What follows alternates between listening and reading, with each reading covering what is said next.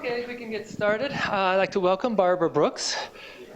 She's currently the head of the Atmospheric Measurement Facility at the National Center for Atmospheric Science. She got her bachelor's from the University of Manchester Institute of Science and Technology. She followed that with a PhD from Manchester. Shortly after that, she joined the physics department at Leeds, working on characterizing seabed discontinuities, which cause interference in submarine sonar systems. In 1997, she moved into the atmospheric science field, joining the aerosol group of Mike Smith at Sunderland, and then that whole group moved on over to Leeds University. In 2002, the newly established National Center for Atmospheric Science was formed with one group at Leeds.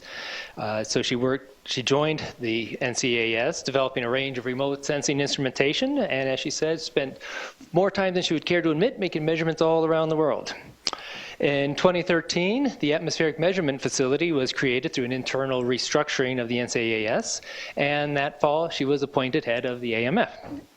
So, and she'll be with us for a good part of this week. I understand she's going to be up at the RAF on Thursday, bouncing between NOAA tomorrow and Friday at... Friday, fly home. Fly home Friday. So let's welcome Barbara Brooks. Okay. I've always wanted to say this, but hello, Boulder. Okay. Can you hear me okay? Are we okay with volume? Okay. I know accents can be a bit of a tricksy matter, and the more nervous or the more excited or more involved I get, the worse my accent gets. Okay, as you can tell from near Liverpool. So it can get worse. So if I start to ramble and you don't understand, please just shut me up and ask me to clarify. Okay, and I have the physical pointer, which is good. It means I'm not going to blind you with a laser pointer, which I'm quite good at. Okay, so what I'm going to do is introduce you to the Atmospheric Measurement Facility, which is a facility within NCAS. But in order to do that, I'm afraid I'm going to have to bore you to tears for about 15 minutes and explain how British science is actually funded. Okay. So as a good British citizen, or not so good British citizen, I pay my taxes, and George Osborne, once a year, produces a budget. And it is quite auspicious that I'm here today, because he will be, this time tomorrow, we will be picking over the bones of George Osborne's budget, and we will find out actually how much science has actually gone to, how much money has gone to British science. So it's quite an exciting time. So money passes down through the Department of Business, Innovation and Skills, and that is headed up by Joe Johnson. Now, if any of you follow British politics, Joe Johnson is the brother of Boris Johnson. So you can now picture exactly what we're up against. Okay, so BIS distribute money through a wide number of institutions, one of which is RC UK. You can see this is acronym rich. RC UK stands for Research Councils United Kingdom. They are a blanket and umbrella organisation that means that they can actually distribute and manage all the different researchers and how those budgets are allocated far more efficiently than if you had one for each sort of like area. So there are 1, 2, 3, 4, well, there are a number down there of research councils that cover all aspects of what research is done in the UK. So we have, in no particular order, EPSRC. That is the Engineering and Physical Sciences Research Council. So they do all the particle stuff, all the big engineering, that type of thing. We have the MRC, so that's all things medical. AHRC, so that's the Arts and Humanities. We have NERC, which is the Natural Environment Research Council. That's the one that you're going to hear about most about. They have the BBSRC, that's Biology and Biotechnology. ESRC, and I never knew we did this. This is Economic Science Research. Don't ask me what it is, it's news to me. And STFC, that's the Science and Technology Facilities Council. So we have big things like ships, like big radars. They go into central facilities, and that is all managed down there. So RC UK is basically responsible for investing public money in research in the UK and to advance the knowledge and generate new ideas.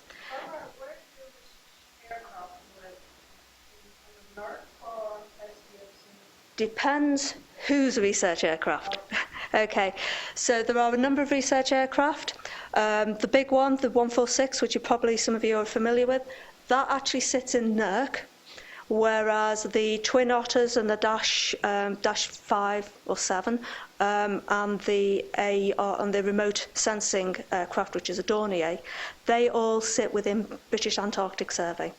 And all these acronyms and what we mean by the NCAS and things like that will come apparent in a moment. So the Natural Environment Research Council has two aspects to it, where it's the leading funder for independent research, training and innovation of environmental science in the UK. It also invests public money in world-leading science, and it acts as the conduit from which the results of our research is transmitted up to the policymakers, so we actually have impact. And it does this in two ways. You have the themed calls and the thematic calls, which researchers in the UK can apply for money for. So that is the short-term 3 to 5 year grants. But they sort of look at it and say, well, what if there is science that needs a longer time scale? What if there is big science that needs to be done that is outside the ability of particular universities to do? So they call this national capability, and they actually have particular research centres that are there to actually do this strategic long-term research. Now they split this research up into 6 national centres, and the centres carry out, as it says, the research that is needed. So the big difference between a university and a national centre is the university can decide, or a university researcher can decide what research they want to do. In the national centre, if you work for them, you get told what research you have to do, and we are told what research by the British government. They say, we really want you to look at this particular aspect because that is good for UK PLC. Well, we go out and do that for them. Okay. We also provide leadership for the UK environmental science community. We're trying to bring on best practice for them. We're actually trying to steer them into, these are the things you really want to be looking at. This is what the world is actually wanting, that type of thing. We play a significant and influential role in international science collaborations. Many of you may have actually worked with, like the National Centre for Oceanography, or indeed British Geological Survey, or any of those ones. They also manage and deliver what we refer to as national capability. So we have these 6 centres. 2 of them have additional remit, and they are the British Geological Survey and the British Antarctic Survey. The British Antarctic Survey has or provides us with geopolitical influence in the South Atlantic. The British Geological Survey, anything to do with what is going on under the ground in the UK, if there are any threats, water supplies, that type of thing, they are the people that will monitor it and actually provide directly to the government what is going on. Centre for Ecology and Hydrology, they are, as the name suggests, they're interested really in just the ecology and the surface layer up to about 2 metres above the surface and about ½ a metre below. We have the National Centre for Earth Observation, so anything to do with satellite retrievals, they're your people, and the National Oceanographic Centre, anything marine, and that's where we have the other big facilities. That's where some of the NERC ships sits. The other NERC ships sit in Bass. Okay. So. Can you also say a little bit about how the British Met Service fits in on it? Right, the British Met Service. If I go back, British Met Service funded through this. That's one of the other sort of like areas that get funded. So there is always a battle between the research side and the operational side, and yes, we know the Met Office do research as well, but that whole budget comes in at that biz level. So there will be a fight going on in approximately 24 hours about who's going to get what amount of money. Okay, so what is national capability? What national capability does, it's a pool of money, it's resources, it's people, and it allows the UK to deliver world-leading science. It allows us to support strategic needs, and it allows us to actually respond to emergencies. I can give 2 examples of that for NCAS, was the Elgin gas platform leakage. That was about 2 years ago. So a big gas platform in the North Sea popped its head and started bubbling methane out, and it was being distributed. Because it was an emergency, the government said, you lot, you've got an aircraft, you can go and sense these things, go and deal with it. So we flew, we worked out what how the gas was being distributed. We noted that there were some problems with the dispersion models, which is leading on some new programs. But we also managed to take samples of it. Taking samples of it, we were allowed to do an isotopic analysis of it, and that informed Total, who were the owners and operators of the platform, exactly where the gas was coming from. It wasn't where they thought it was. The original idea was that the gas leak was coming from very deep. It wasn't, it was coming from the top, and that allowed them to get in faster with their engineers and plug that leak. So that is the type of emergency we're expected to respond to. Another one is volcanic eruptions, so Grimsvötn and E14. Again, the aircraft were put into the atmosphere to actually look at what the ash distribution is. We had instrumentation down on the ground in Iceland, and we were actually advising directly the Icelandic Met Office and the London VAC to actually keep airspace open. So that's the type of thing that we're expected to do with national capability.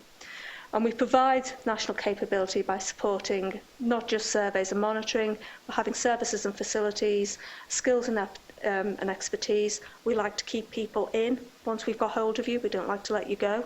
Having research infrastructure, so that's labs, that's instrumentation, that's big aircraft and ship facilities, and also training the new and upcoming researchers, so that's postgraduate and early research scientists. And I've got examples of what we do in that aspect later on.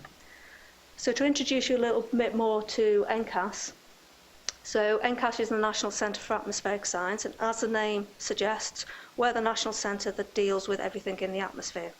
And we're interested from just below the surface, so about the bottom, especially marine, because we're interested in air-sea interaction. So from about 0.5 metre below the sea surface, from the land surface up to the mesosphere. Now, we never used to go that high, but NERC in its wisdom said, right, all the big ionospheric radars, that's got something to do with atmospheres. You're going to look after them. So they made us. So hence we now go higher up than we used to.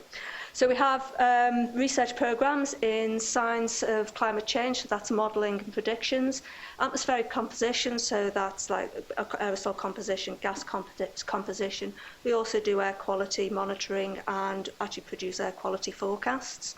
Atmospheric physics, including hazardous weather. You will probably know one of our colleagues, Alan Blythe, he visits here quite regularly. And we're also interested in the technologies, developing the new technologies for observing and modelling the atmosphere. And by the technologies, we don't just mean the hardware, it's the software, it's the algorithms, it's the models themselves. Now, NCAS is a distributed centre. It means that we do not have one central headquarters. Okay, it's not like BAS, which is based at Cambridge. Our main headquarters, where our directorate is currently sitting in Leeds. Sometimes it moves depending on who is the director. But we have people embedded in universities across the country. So we have people in Leeds, York, Manchester, Cambridge, Oxford, Exeter, all over the country. And if you actually to look at who does what where, it seems to be splitting geographically. And don't ask me why, because I don't know. South of England does modelling.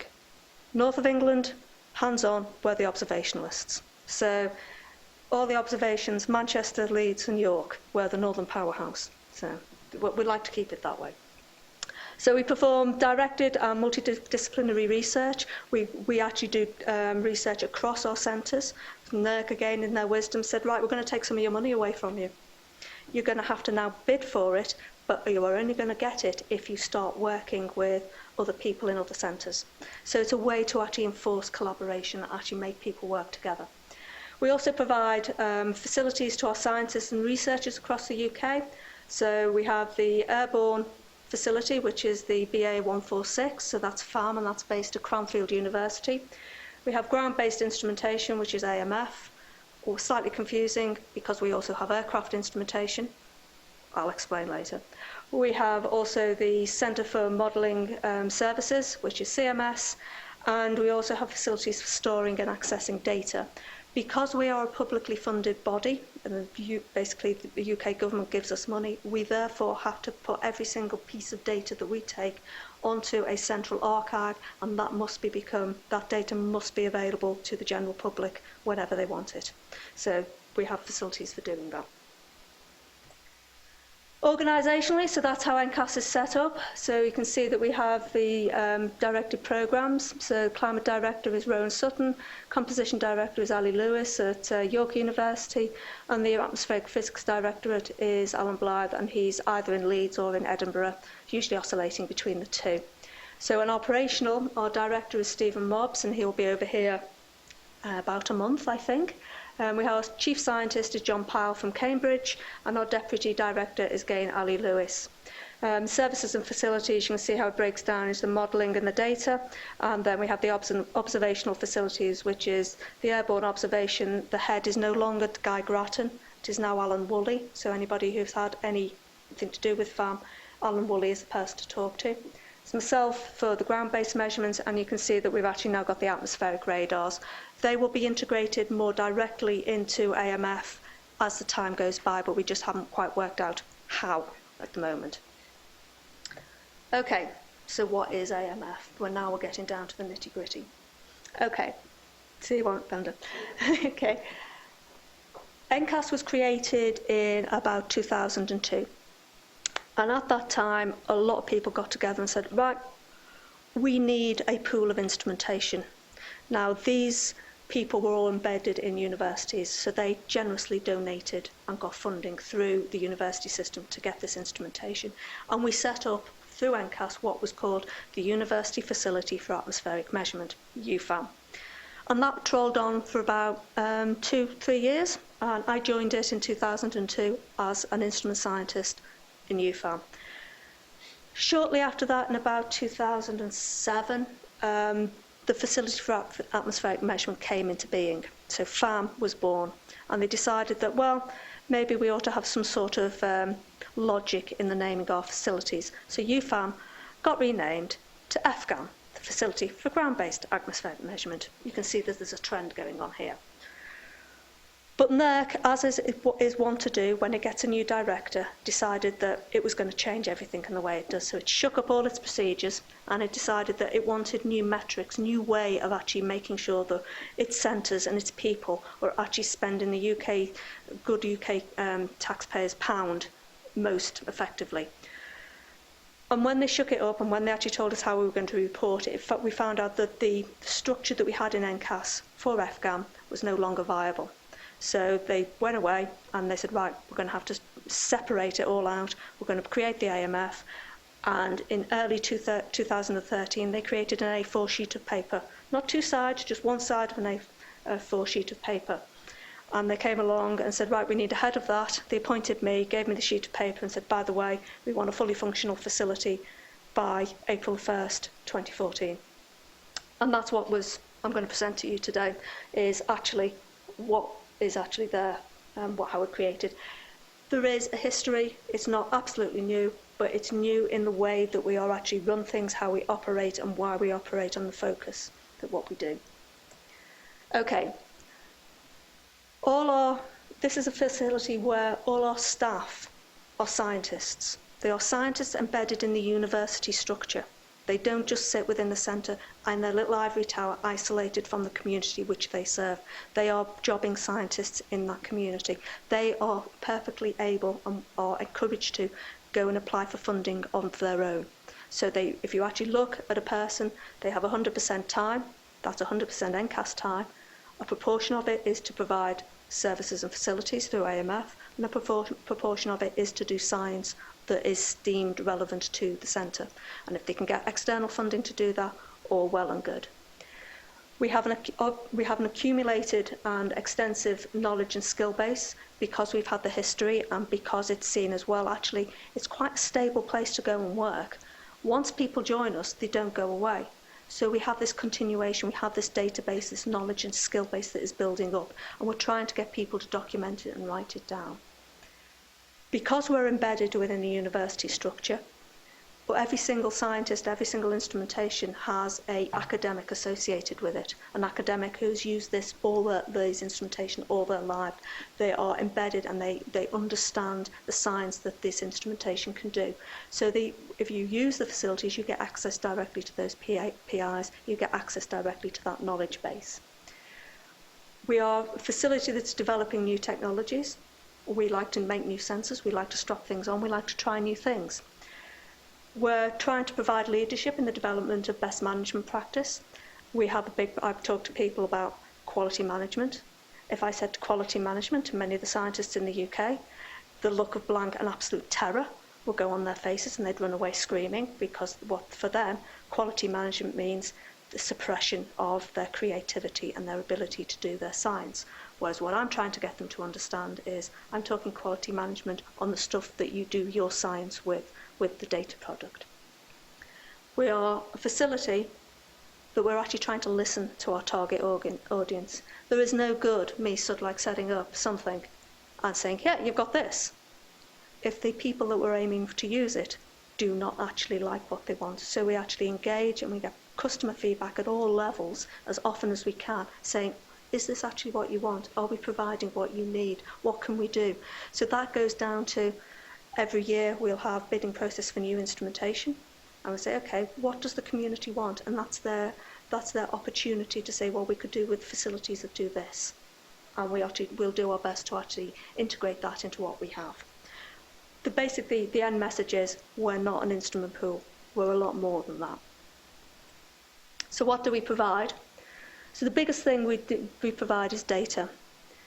We changed the focus of AMF, not unlike FAAM and the others, which was focused on, here's the instrument, let's go away and do some science. We changed the focus on, this is the data product. This is what we give you. This is what you go away and you do your science with. So we provide multiple types of data. So in the field, if we were to go out with you in the field, we provide you quick looks. This is non-quality controlled data. It's usually in the form of a simple ASCII file or a graph. It's there, it's disseminated as fast as possible in whatever format you would like.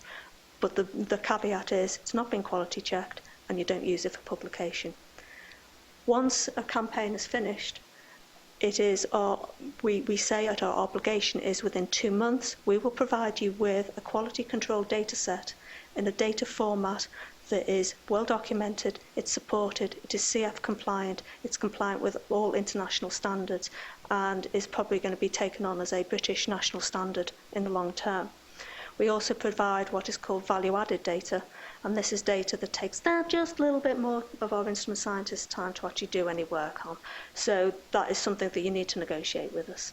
We provide infrastructure, so we have observatories around the world. We have one at Airborne, which if you imagine the UK and you go onto the sort of right-hand side, you've got that curvy bit where Norwich is, right? The Norfolk Broads and all that type of thing. So imagine the top of that, we've got a site right on the coast, so it's got nice cleanish air, but it's nicely aspirated for everything off the North Sea.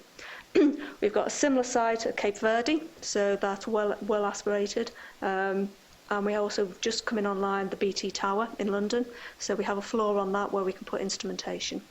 These are observatories that do long-term observations, as the name might suggest, but they are also host sites where you can do campaign-like things, so you can actually take your own instrumentation. There is lab space, there is power, there is hard stand. You can go there. We have laboratories, so we have the COSY lab, which is our carbon monoxide and ozone calibration lab. We have the Enflow wind tunnel, and we have a PTQ calibration lab, which is going to come online at the end of this year. Everything is done through our website, so that is a comprehensive and well-maintained facility, and we use that to disseminate all information. It's also the point where you can go and find out whether any part of that facility is available. Everything is done through online calendars. We also live stream as much of our data, so you can actually see what's going on. You can also access the data archives from that site. So we have instruments for both mobile and aircraft-based instrumentation. And the other thing is that we actually provide time. So every instrument is supported by an instrument scientist. And if you book that instrument out, then you get 2 months free time if you are a NERC-funded project. Okay. So to actually introduce you then to our facility. So the observatories. So Cape Verde Atmospheric Observatory, as you can see, does mostly gas phase stuff. So that has been doing monitoring for about 9 years now. So there's actually quite a comprehensive data set. The data is also supported by radiometers doing the photolysis frequencies and also standard meteorology. It's also a registered GORE site. Data from all our observatories, once the QC process is done, that data should be available within 2 weeks of the end of the month. We put it up in monthly blocks. Okay. Similar for the Weybourne site, since it's coastal again. Let's go back in. All the instrumentation is in here, and we've got facilities to actually put external stuff out there. So things like there's a SODAR RAS system which we'll be taking over, and that will be coming online again sometime at the end of the year. This is also a GORE registered site, and it's also INGOS. So we can see the BT tower. Again, it's air quality orientated, so it has NOx analyzers and O3. This is very new. This only sort of like came active this summer. It's March. In January, I should say. That has a smaller area, but it can still host other instrumentation. It's quite nice that you can actually do a lot of nice boundary layer work in there. And the last but by no means least is our Icelandic observatory. That's basically there to keep an eye on volcanoes. And it's here at a place called Ekravik. That gives us good view of, well, we thought just the two that were worried to us, which was E14 and Grimsvatn and Hekla, because that was grumbling at the time. But it turned out it actually gave us a very good sight of Bordabunga when that one exploded as well. Unfortunately, we don't do gas, we only do particulates and remote sensing and LiDARs. However, because of the interactions, we could actually see the sulfate aerosol being produced on our cameras, so we were actually able to scan through that. So that was actually quite nice. That facility is not like any of the others. When you say it's an observatory, it's a trailer. Okay, it's a trailer you can plug lots of other things in, but the reason we've gone for that is because part of our national capabilities we have to support the Icelandic Met Office. So every time a volcano goes off, we can actually pick up our site and move it round, and that's what we do.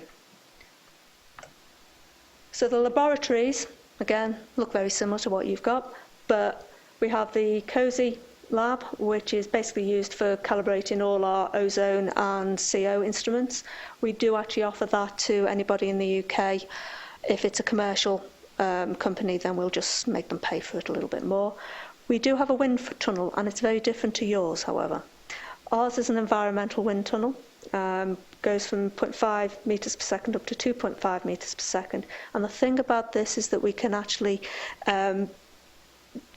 make it sort of like take on a atmospheric boundary layer simulation. So we can cool the floor, we can heat the floor.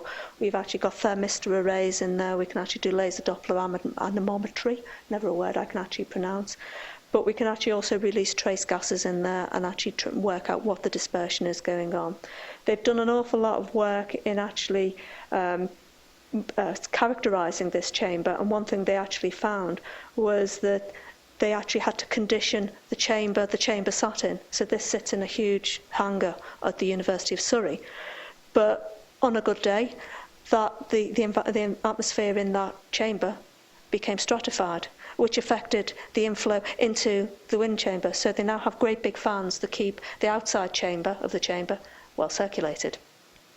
But this is actually a really nice piece of kit. You can actually get in there, and what they do is they model pollutant flow through buildings and cities. At the moment, there is a model of Paris in there, and they're actually releasing and looking at how basically vehicle pollution from the area around the Arc de Triomphe is actually dissipated given different environmental conditions. Other work that they've done in there is to have a model to wind turbines, and actually seeing what is the effect of a wind turbine on the boundary layer, and what is the best deployment pattern for a wind turbine to get the best efficiency. So specialist aircraft instrumentation, you may recognise one of those aircraft. Some of you may have been involved with it. So we have the FAAM aircraft and the Bass Twin Otter, which we put stuff on. So we can actually do aerosol composition. So we have an aerodyne mass spectrometer on there, a number of GCs. We have aircraft WAS, so that means we can actually go and take bottle samples and bring them back for later analysis. NOx instrumentation, a range of basically the cloud and aerosol particle images, and an instrument called microphage, which still hasn't got off the drawing board yet. But basically that's going to look at HONO and things like that. But the majority of the facility is based on the ground-based instrumentation, and one thing to be said that all the instrumentation that goes on the aircraft can be deployed on the ground as well. So it just means that it's certified to fly on a particular aircraft. So we have a range of aerosol instrumentation, so aerodynamic particle sizes, OPCs, SMPSs, and a suite of 4 different models of condensation particle counters. All our cloud physics is based within the aircraft instrumentation, with the exception of, I suppose, the scanning cloud radar that we have. We have a range of gas phase and the dynamics and boundary layer profiling. So that is things like the ozone and aerosol LiDAR, radar wind profilers, Doppler aerosol LiDARs, flux towers, that type of thing. We do different types of radio sons. So we have the Visala, because we cannot persuade the UK community to use anything else. But we also use Rapid Sond system, which is a Swedish one. We've got 2 with the IMET from the US and the Windsond from Sweden. And this basically allows us to do sensor development and actually get our sons back rather than release into the atmosphere. So one thing you have to realise about the UK is when we let a radio sond off, most of the time it ends up in the water or in a foreign country. We don't tend to be able to go and get them back. We can and will take this instrumentation anywhere in the world. If you want to use it, that's fine. You can do. And how you do it, I will tell you in a moment. So some of the science programs that we've been involved in. So was ICE-D, so that was looking at dust and cloud processes. So you can see that was the FAAM aircraft in the background, and our mobile expand radar, which we deployed at Cape Verde. Down below was the Clearflow project that was looking at air quality and the effect of the boundary layer in central London during the Olympics in 2012. Then we have BORTAS, which was looking at forest fires in the Amazon. AXI, which was, yes, we can take and will put our instrumentation on ships and take it to the Arctic. So you might recognise some of the other sensors. That belongs to NOAA. That's the W band. That belongs to NOAA. So this is our LiDAR and our radiometer, and they're both in motion stabilised platforms. Okay, that did actually work very well. Even through when we were heavy ice breaking, it kept the LiDAR level to 0.5 of a degree in both dimensions. So Acacia, again, that was Arctic flying, so a lot of our instrumentation on the aircraft. COPE, again, X-band radar, looking at convective precipitation, and a project that is going to go off in summer this year, which is Dakiwa, which is an EU-funded project, looking at the whole of, processes from the microscale up to the climate scale of aerosol, cloud interactions, effect of anthropogenic pollution on West Africa. So we'll be based in Ghana. And they're also, as partner to that, they're actually looking at the health aspects of it. So the French are leading the campaign looking at epidemiology for heart, skin and respiratory disease in the area. The other thing that we are heavily involved in is education. So I said part of NC is to make sure that we are training the new generation of young scientists. So what we have found, and I don't know whether this is true in the US, is that in the UK there has been a great emphasis and a great move towards just emphasising modelling. So the students that are coming out, great with modelling, great with presentation, but actually have no practical skills whatsoever. Put a piece of data in front of them, it's, yeah, we'll believe it. It came from a black box. Ooh, don't know what the black box does, but we believe everything it says. The concept of experimental and observational error, they have none of it. They don't know how to interact as a group. So we view this as something that has to be stopped, and we have to do something. We can't really interact with the undergraduate programs, but we can do something at the postgraduate and the young researcher level. So we run the Atmospheric Measurements School, which has a sister one, which is a theoretical introduction to the atmosphere. So once they've got the theoretical grounding, we then drag them off to Arran for 10 days. And this is how we sell it to them. So we sell them, it's about people, okay? You're going to have to learn to work in teams with people you've never worked with before, ever. Possibly people that you don't even like. You know what egos are like. You're going to have to work collaboratively in the short term and the high pressure conditions to maximise what you can get out. We're going to pack this programme so hard that physically, unless you can move relativistically, you'll never actually finish everything we ask you to. So you're going to have to make critical decisions on what you're going to do. We're going to make you give presentations, but we're not going to let you have wonderful PowerPoints. You're going to get four slides, and if you put any animations on them, you'll lose marks. Well, we don't mark, but you lose points. We're going to make them give the information rather than them hide behind the frippery and the presentation. Okay, and we're going to make them learn communication skills. They will all come out and go, yeah, we can communicate. And I said, well, okay, how do you tell a 5-year-old the world is going to end in 4 hours? How are you going to tell the Prime Minister that the world is going to end in 4 hours? There are different ways to give the same mission, the same message to different people, and that is a skill that they need to learn. There is also the problem that our undergraduate programmes spoon feed. You know, they get little pockets of information, they sit there, they do it, they put it away. It's drip, drip, drip. Life isn't like that. Being a scientist, doing research isn't like that. So they got to learn these soft skills. So the way we do it is we pretend we're having a big IOP on Arran for 10 days. We drag them all along there. They're all from different parts of the world. They're all representing different organisations, and they'll go through doing all the same different types of exercises, but at the end of the day, they have to sort of like write up a joined up picture of what they see. The other reason we do this is, as I say, is because of the data. The concept of calibration, probably don't even know what the word means. Okay, they have no knowledge on how to deal with errors. As far as they're concerned, as I said, it's a black box. You believe everything they say. So what we're trying to do is give them the skills to question at all times, and the skills to actually say, okay, I'm really interested in SO2 concentrations at this place, but I've got to look at the holistic picture. I've got to understand what the supporting measurements are that are needed for me to understand the SO2 concentrations. So that's what we're trying to do, and that's what we're aiming to do. And we do this through field-based learning. We do drag them up mountains. That's Goat Fell, that's the highest mountain on Arran. Doesn't usually look like that. It's usually raining. And we will take them up in the rain. We're not nice.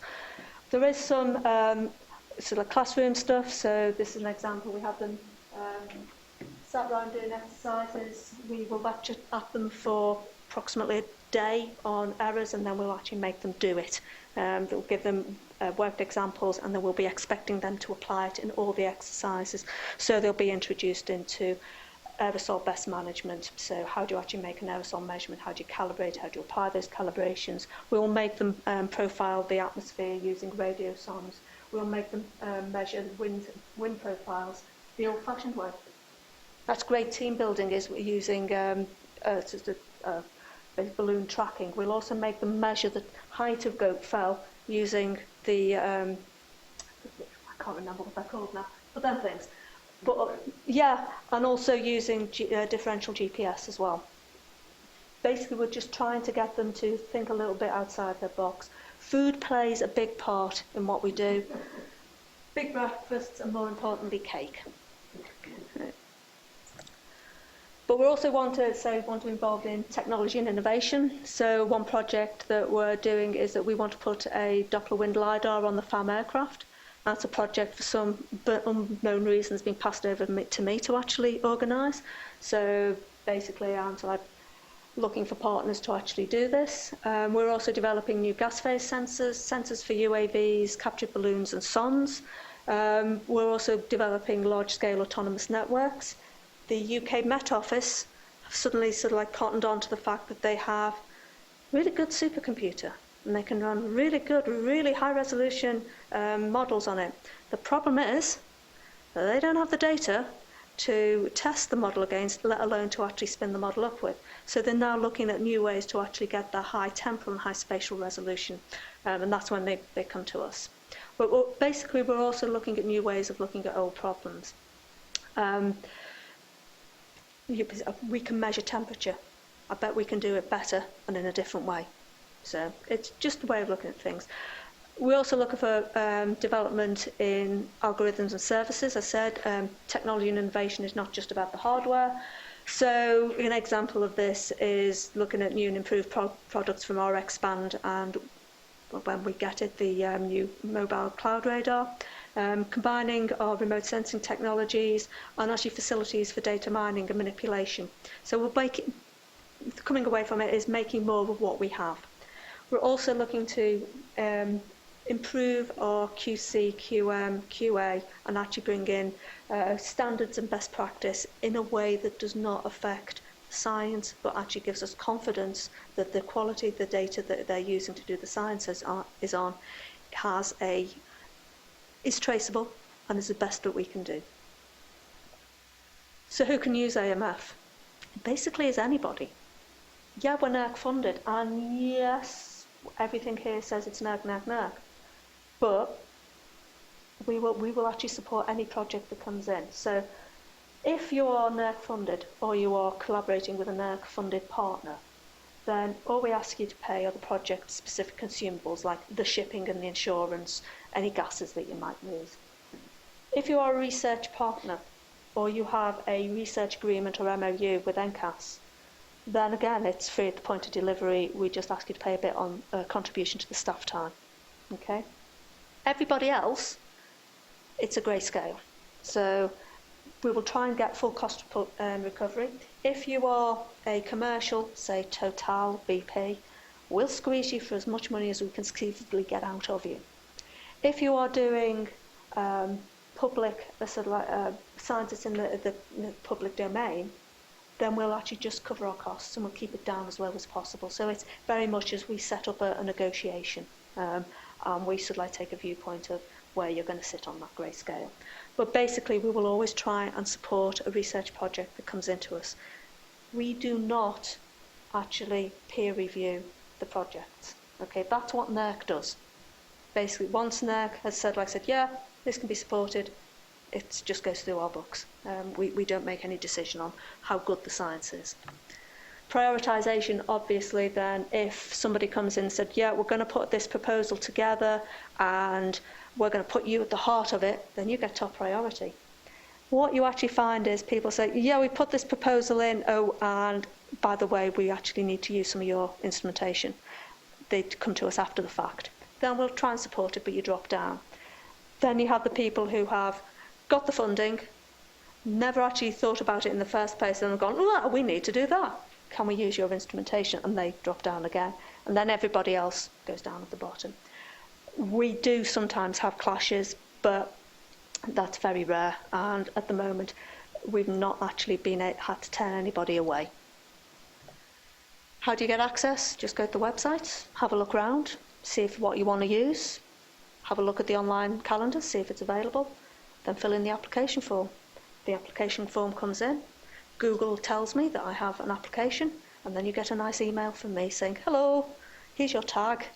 We'll set up, you need to talk to these instrument scientists. And then they will get in contact with you, the dialogue starts, and hopefully within a couple of weeks we'll have some resolution, and I can issue then with a formal letter of access. Is that through the aircraft? No, that's done through a different method. So you go to the FAAM website, they have an application form there to do it. But if you have questions about the FAAM aircraft, just sort of like, you can drop me an email and I can point you in the right direction. I said, I'll get you will end up talking to people. Me initially, and then you'll be passed on to somebody here, depending on which instrument you've got. This isn't one of mine, this is personal Pat. He's a cartoon character. That's actually my instrument scientist. But these are my people. We've got a good distribution, and they have grown up through NCAS with me. They are my sort of like peers, basically. Spread around the country. So Lindsay, Victoria are at Leeds School of Earth and Environment. Lisa and Trevor in the School of Chemistry at Leeds. Then we have James, Katie, and Jim are at York, so they're gas phase. Paul Hayden is the gentleman at Surrey who looks after our wind tunnel. Then Emily, James, Paul and Hugo are all at Manchester University. So those are our people. So I'm going to shut up at that point and say thank you for listening. Probably bored you rigid. But we do have social media, so you can follow us, both on our Twitter and our blog. We do actually encourage our instrument scientists to Twitter and to blog as much as possible. Not necessarily about science, so I can't actually promise you that you'll actually get anything meaningful out of it, because usually sometimes is everybody ready for a beer? That's quite often what the Twitter is about. But yeah, do follow us. It's quite interesting. So thank you very much for listening to me.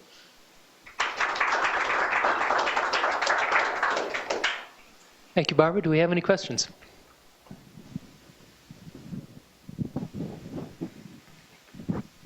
Are you looking for science-science collaborations? Yes. And what form would those take? So you see that we have the sign. They can take two forms. So we have NC Science, which you saw the science programs that we had, so air quality, that type of thing. But if you actually are collaborating with a UK scientist, so they come up with like a project and say, hey, we're looking for a US partner, would you be interested in? That type of thing comes automatically through to AMF if you're actually looking to use our instrumentation. A lot of the collaboration we're looking for here is in instrument science. So the science of instrument development and actually best practice getting to know the science. We leave the science, if you see what I mean, to the other people. So, yeah.